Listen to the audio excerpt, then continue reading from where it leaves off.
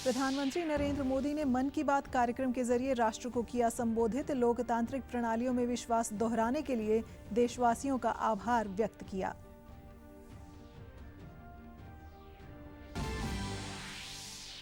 पंचकुला के पिंजौर में मुख्यमंत्री नायब सिंह सैनी ने आमजन के साथ सुना प्रधानमंत्री का मन की बात कार्यक्रम। कहा, हर वर्ग के लिए यह कार्यक्रम है प्रेरणा का स्रोत।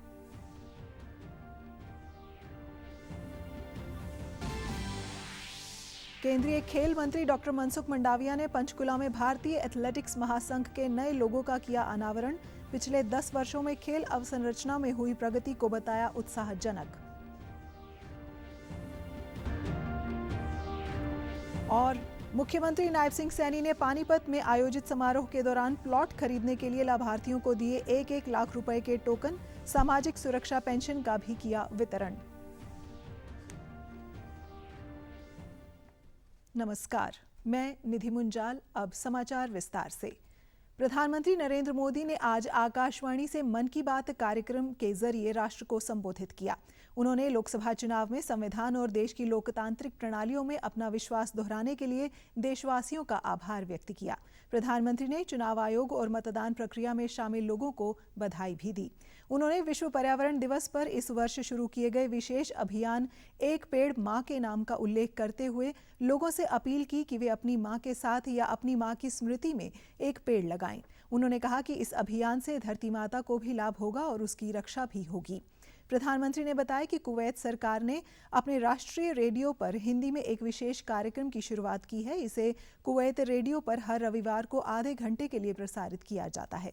उन्होंने इस पहल के लिए कुवैत सरकार और वहां के लोगों को धन्यवाद दिया।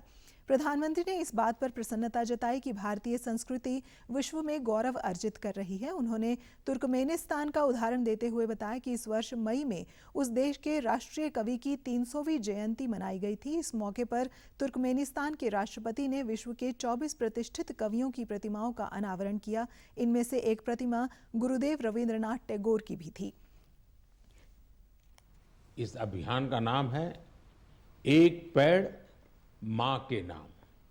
मैंने भी एक पेड़ अपनी मां के नाम लगाया है। मैंने सभी देशवासियों से, दुनिया के सभी देशों के लोगों से ये अपील की है कि अपनी मां के साथ मिलकर या उनके नाम पर एक पेड़ जरूर लगाएं।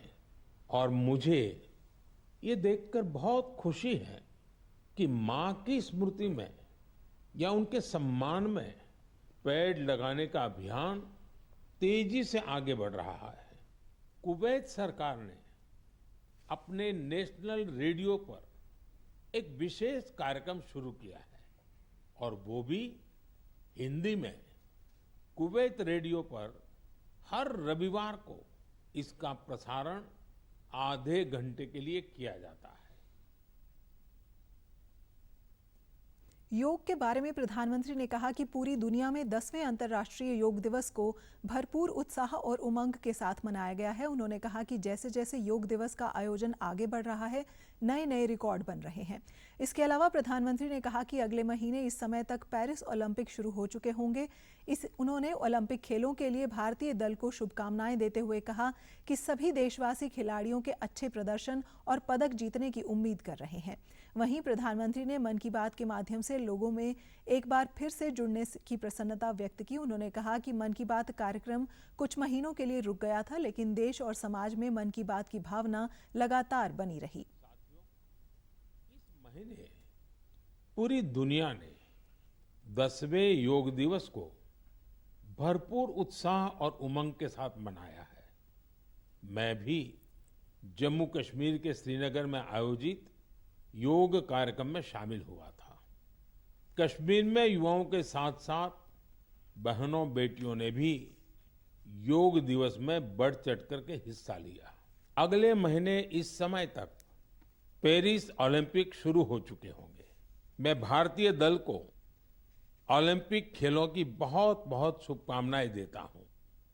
मैं मन की बात के माध्यम से एक बार फिर आपके बीच, अपने परिवारजनों के बीच आया हूं।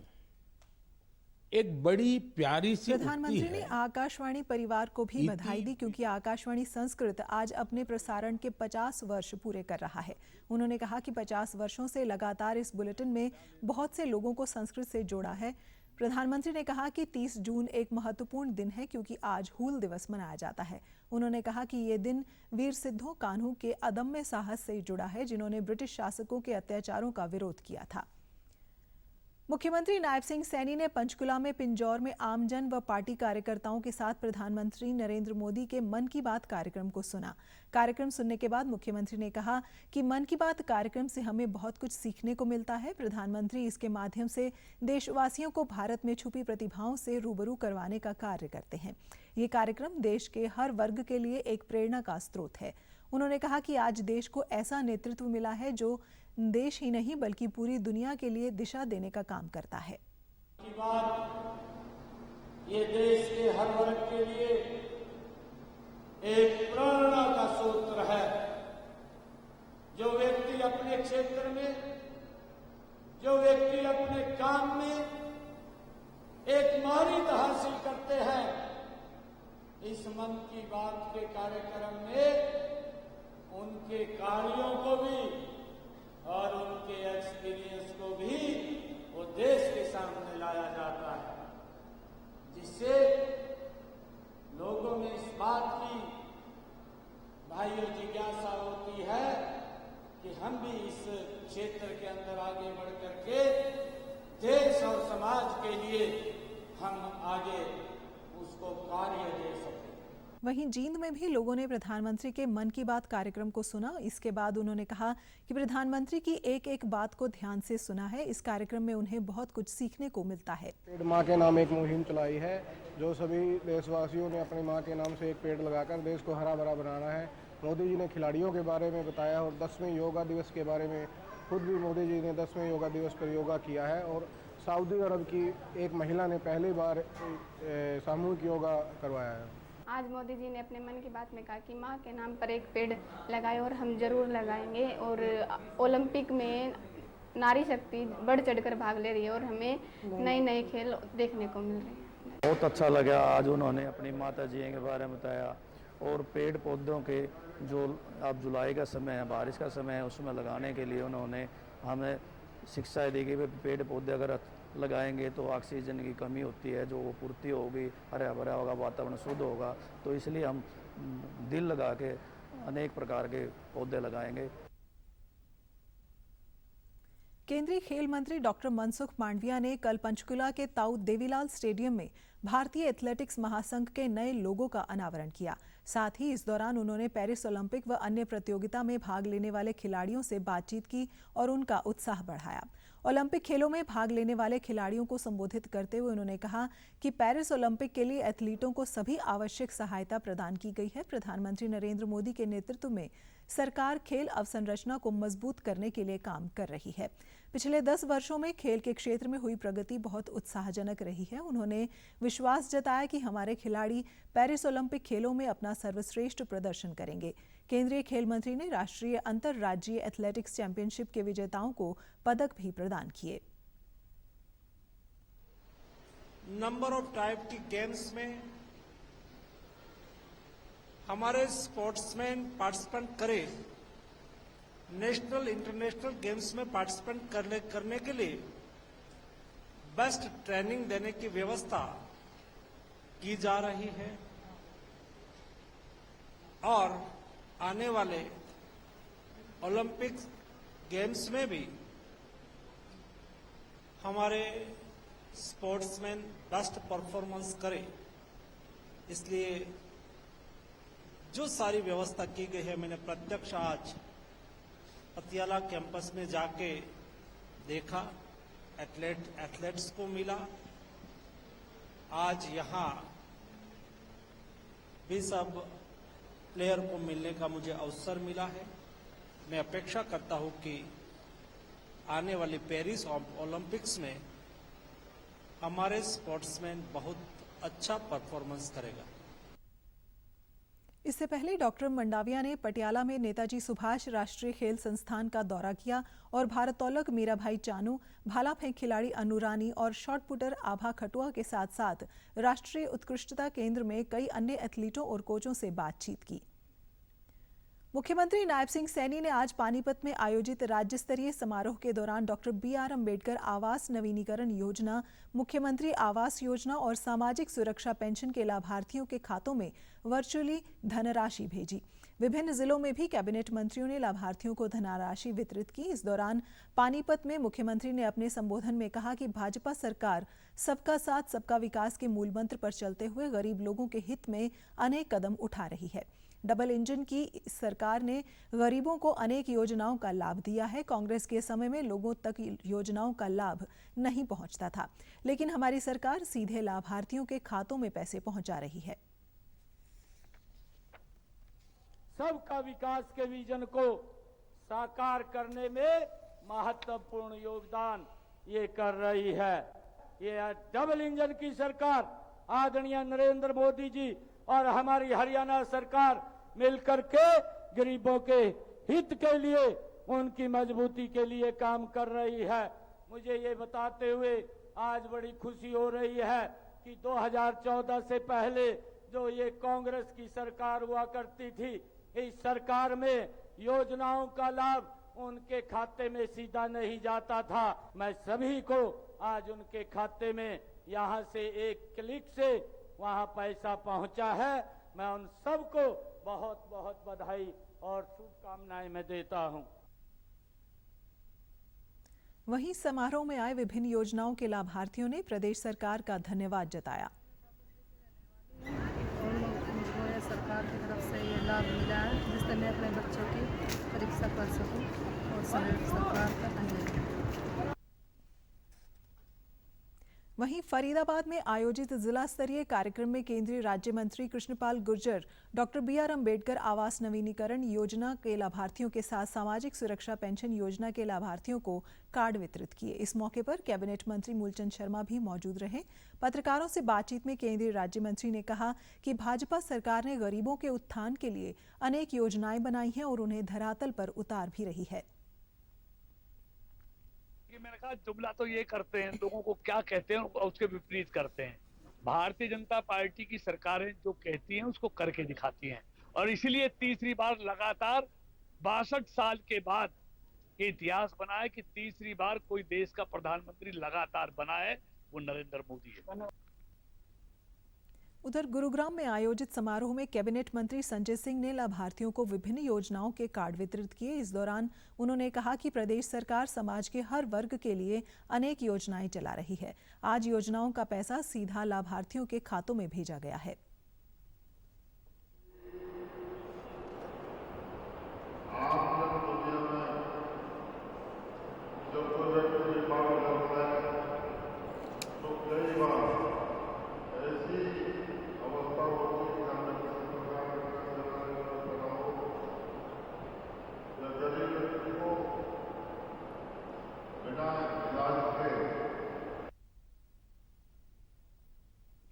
केंद्रीय गृह मंत्री अमित शाह ने पंचकुला के ताऊ देवीलाल स्टेडियम में आयोजित बीजेपी की प्रदेश कार्यकारिणी की बैठक में शिरकत की। उन्होंने सभी कार्यकर्ताओं को विधानसभा चुनावों में भाजपा को विजयी बनाने का मंत्र दिया। इस दौरान पार्टी के कई वरिष्ठ नेता मौजूद रहे। इस अवसर पर गृह मंत्री ने तीसरी बार हरियाणा में भाजपा के जीतने पर फिर से मुख्यमंत्री नायब सिंह सैनी को ही मुख्यमंत्री बनाए जाने की घोषणा की। उन्होंने कहा कि मुख्यमंत्री नायब सिंह सैनी के नेतृत्व में विधानसभा चुनाव लड़ा जाएगा। भाजपा को कोई बैसाखी की जरूरत नहीं है। भाजपा अपने दम पर पूर्ण बहुमत की सरकार बनाएगी। इसके लिए सभी कार्यकर्ताओं को प्रत्येक घर जाकर वोट मांगने हैं और लोगों को केंद्र व प्रदेश सरकार के कार्यकाल के दौरान हुए विकास कार्यों की जानकारी देनी है। उन्होंने केंद्र द्वारा हरियाणा में करवाए गए कार्यों का उल्लेख करते हुए कहा कि पिछले 10 साल में करीब 2,70,000 करोड़ रुपए के विकास कार्य करवाए गए हैं। अमित शाह ने कहा कि हरियाणा सरकार ने बिना खर्ची व पर्ची के योग्य युवाओं को नौकरी दी और सुशासन स्थापित किया। सरकार ने अंत्योदय के भाव के साथ अंतिम पायदान पर बैठे व्यक्ति को लाभ देने का काम किया। किसी के साथ जाएंगे, कोई नहीं है, हम पूर्ण बहुमत के साथ भारतीय जनता पार्टी की सरकार मोदी जी के नेतृत्व में, नायब सिंह सैनी के नेतृत्व में हरियाणा की जनता का हम विश्वास। महेंद्रगढ़ के नारनौल में आज कांग्रेस पार्टी ने जिले की चारों विधानसभाओं के पार्टी कार्यकर्ताओं की आयोजित बैठक में आगामी विधानसभा चुनाव की रणनीति पर चर्चा की। बैठक में कांग्रेस के प्रदेश अध्यक्ष उदय भान और हरियाणा के पूर्व मुख्यमंत्री भूपेंद्र सिंह हुड्डा विशेष तौर पर मौजूद रहे। हालांकि इस दौरान पार्टी कार्यकर्ता आपस में ही उलझते दिखे और अपने अपने नेता के नारे लगाते रहे। इस मौके पर भूपेंद्र सिंह हुड्डा ने कहा कि लोकसभा चुनाव के दौरान परिणाम कांग्रेस के पक्ष में रहे। पार्टी 10 में से 5 सीटें जीती तो वहीं कांग्रेस का वोट प्रतिशत भी बढ़ा है। उन्होंने भाजपा पर आरोप लगाते हुए कहा कि भाजपा झूठी घोषणाएं करती है। उन्होंने दावा किया कि हरियाणा में कांग्रेस की सरकार बनने पर बुढ़ापा पेंशन 6,000 रुपये प्रतिमाह की जाएगी, गैस सिलेंडर 500 रुपये में दिया जाएगा और पुरानी पेंशन योजना बहाल की जाएगी। वहीं पार्टी के प्रदेश अध्यक्ष उदय भान ने कहा कि आगामी विधानसभा चुनाव को लेकर कार्यकर्ता पूरी तरह से तैयार हैं। जैसे बुढ़ापा पेंशन 6,000 रुपये है, बिजली का बिल माफ़ करेंगे, 2 लाख नौकरी देंगे और आपका गैस का सिलेंडर 500 का देंगे। इस प्रकार से जो कर्मचारियों के लिए पुरानी पेंशन लागू करेंगे। बहुत सारे काम हैं। बाकी घोषणा पत्र हमारा लागू होगा जब आ जाएंगे। 100 गज के प्लॉट में दिए थे, इन्होंने बंद कर दिए, हम देंगे। बच्चों की स्कॉलरशिप थी गरीब आदमी की, उनका वो करेंगे। और अब तो 100 गज के प्लॉट के साथ 2-2 कमरे का मकान बना के भी देंगे।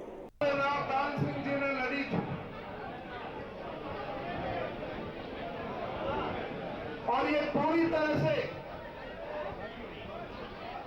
उम्मीद थी कि भिवानी महेंद्रगढ़ की सीट हम भारी बहुमत से जीतेंगे।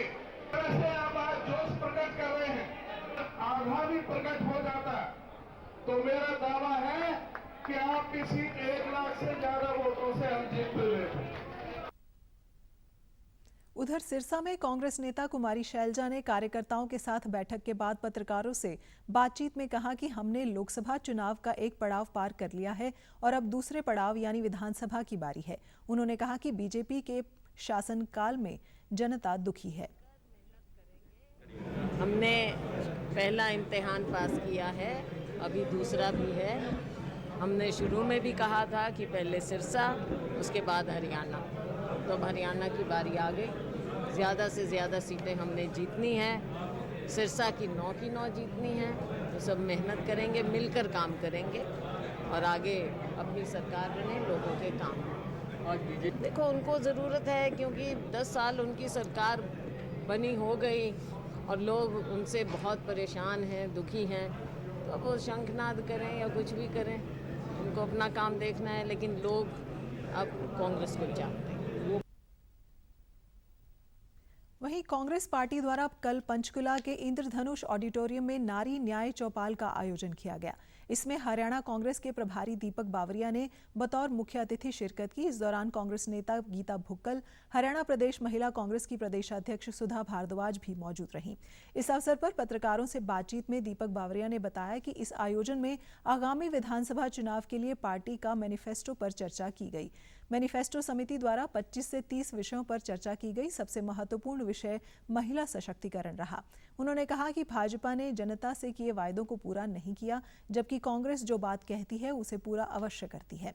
कांग्रेस ने हर वर्ग के लिए आवाज उठाई है। कांग्रेस के संगठन को लेकर पूछे गए प्रश्न के उत्तर में दीपक बावरिया ने कहा कि आगामी 1 सप्ताह के दौरान पार्टी संगठन बना लिया जाएगा। कांग्रेस पार्टी एकजुट है और आगे भी एकजुट ही रहेगी। पार्टी का मैनिफेस्टो तैयार हो रहा है।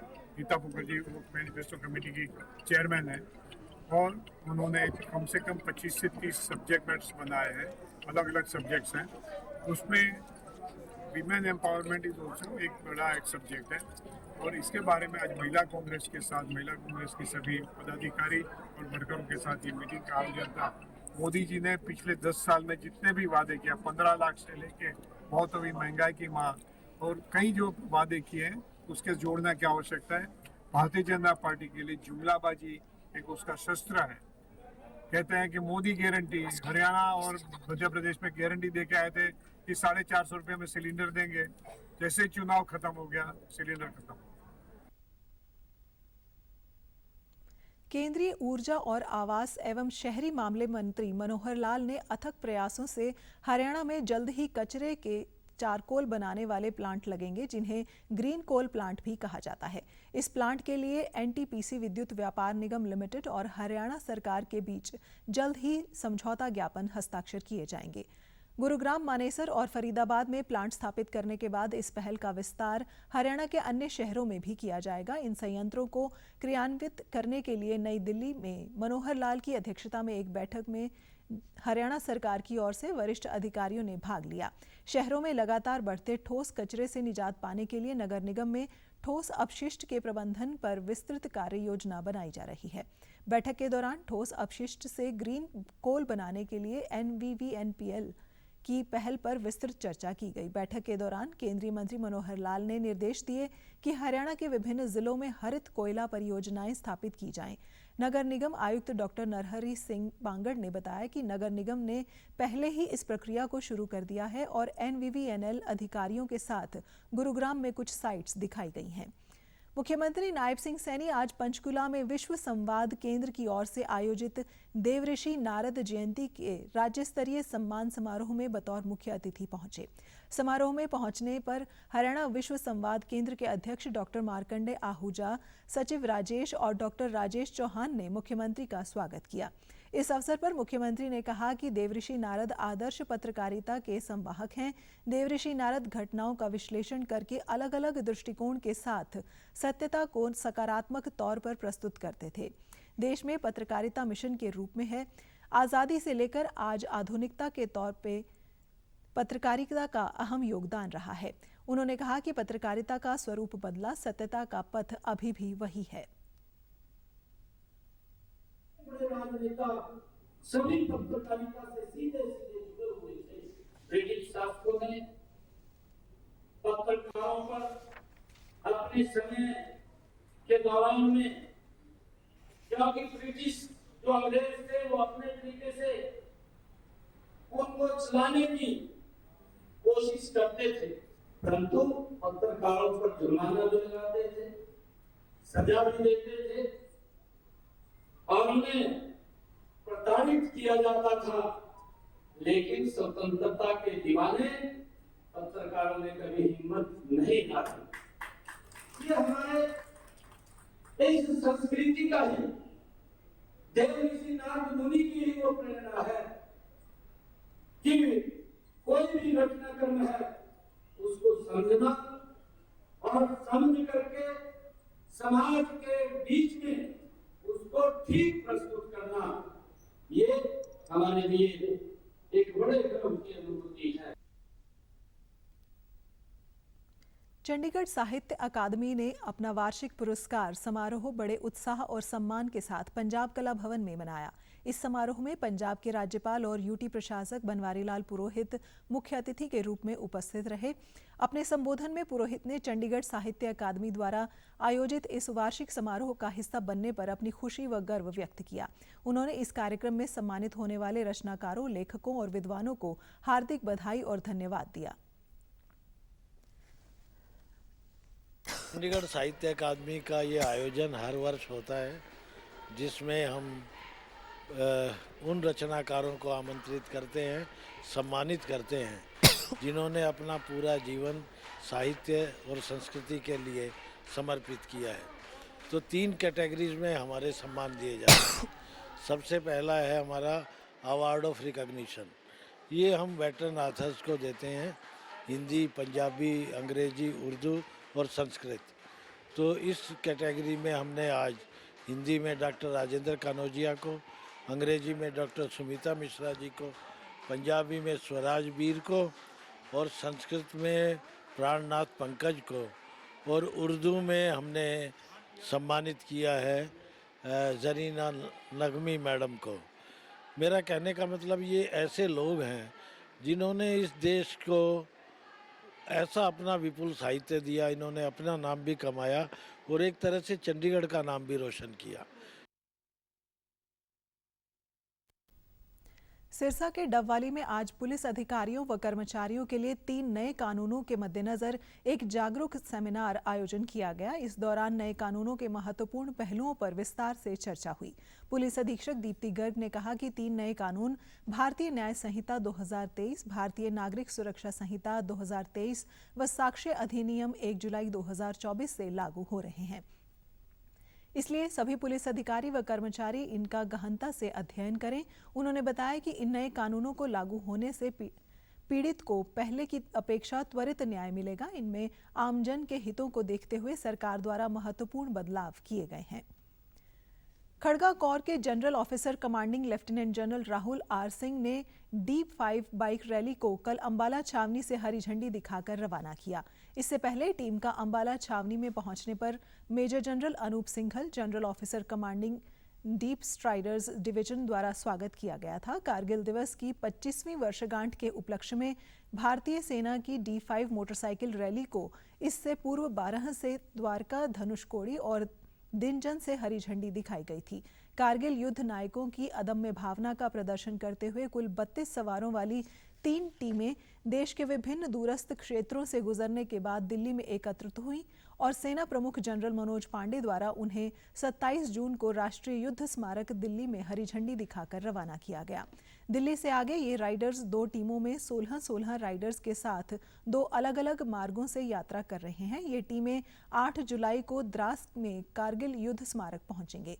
प्रत्येक पड़ाव पर टीमें स्मारक कार्यक्रमों में सद्भाव और देशभक्ति की भावना के प्रसार के लिए वीर नारियों, दिग्गजों, सम्मानित सैनिकों और स्थानीय समुदाय के साथ संवाद भी करेंगी। भारत एक बार फिर से क्रिकेट का वर्ल्ड चैंपियन बन गया है। भारतीय टीम ने दक्षिण अफ्रीका को फाइनल में हराकर T20 वर्ल्ड 2024 की ट्रॉफी जीत ली है। विराट कोहली को शानदार अर्धशतकीय पारी के लिए मैन ऑफ द मैच घोषित किया गया। इस जीत के साथ ही दक्षिण अफ्रीका की चौकस का टैग हटाने की कोशिश नाकाम रही। भारतीय टीम इस टूर्नामेंट में एक भी मैच नहीं हारी। ये T20 वर्ल्ड इतिहास में पहला मौका है जब किसी भी टीम ने बिना मैच हारे ट्रॉफी जीती है। ICC T20 विश्व कप के फाइनल में भारत ने दक्षिण अफ्रीका के सामने जीत के लिए 177 रन का लक्ष्य रखा। जवाब में दक्षिण अफ्रीका की टीम 169 रन ही बना सकी। T20 क्रिकेट मैच में भारत की जीत के बाद पूरे देश में उत्साह का माहौल है। देश भर में जगह जगह लोग जीत के जश्न में डूबे हुए हैं। कई जगहों पर लोगों ने आतिशबाजी भी की। भारतीय टीम की इस जीत पर क्रिकेट प्रेमियों ने कहा कि हमें इस दिन का वर्षों से इंतजार था।